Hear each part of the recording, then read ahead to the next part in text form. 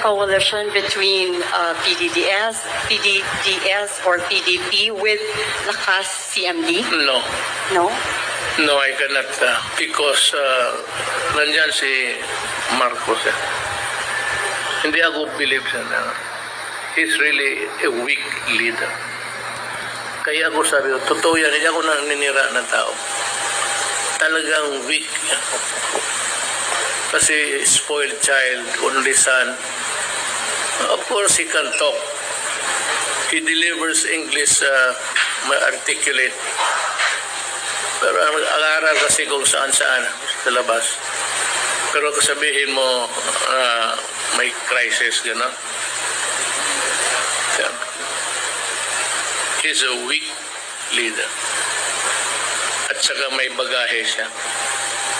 Ito, at trabahante talaga.